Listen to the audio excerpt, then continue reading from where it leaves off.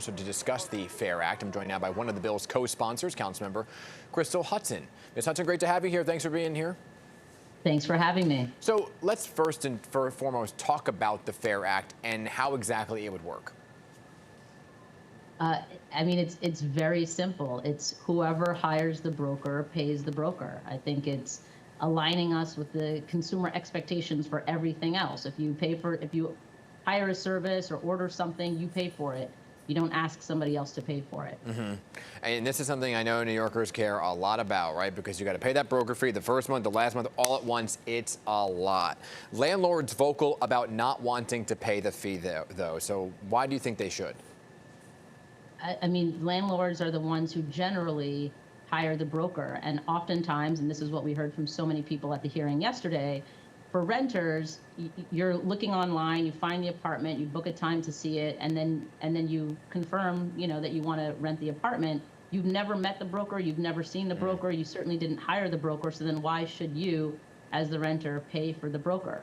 If you are the renter and you pay for a broker, then and you order a broker or hire a broker, then you should pay for the broker. So we're not preventing tenants from paying for a broker if they hire them. We're simply saying whoever hires the broker pays for the broker. Okay, got it. So say there's that popular website StreetEasy, right? You go on StreetEasy, you find a apartment yourself, and all that person's doing is opening the door. Somebody else should pay for that. Absolutely. Right. So are you worried though, if it were to pass, that then a landlord may say bake that broker fee into the monthly rent, and that tenants could be paying more in their rent? We're not really worried about that, because I think most tenants would agree that they'd rather pay something over time, over 12 months or 24 months or whatever the length of the terms of the lease would be, rather than an upfront fee. We know on average that renters pay $10,500 to move into a new apartment. That is simply prohibitive for most people. What about the brokers, right? They're part of the equation, who feel that it's actually going to shortchange them. It's part of their income. They're commission-based. How do you feel about that? They still get paid. We're simply saying whoever hires the broker pays for the broker. We're not saying don't pay the brokers. We're saying if you hire the broker, pay for the broker.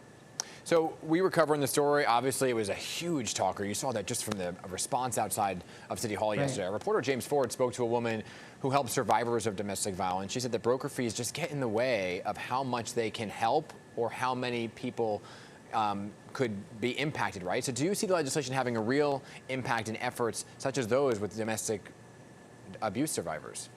Absolutely, 100%. And that's exactly, I think, the intent of the bill and why Councilmember Osei has brought it forth. Like I said, the average upfront cost that renters pay is $10,500.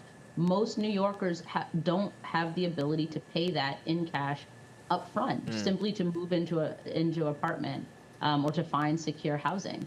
And so absolutely removing that burden from the tenants who did not hire the broker would absolutely help more people get into affordable housing that they need. Let me tell you, this was all over social media yesterday, people talking about this, right? So what kind of support do you have in the council? Do you think it's likely to pass?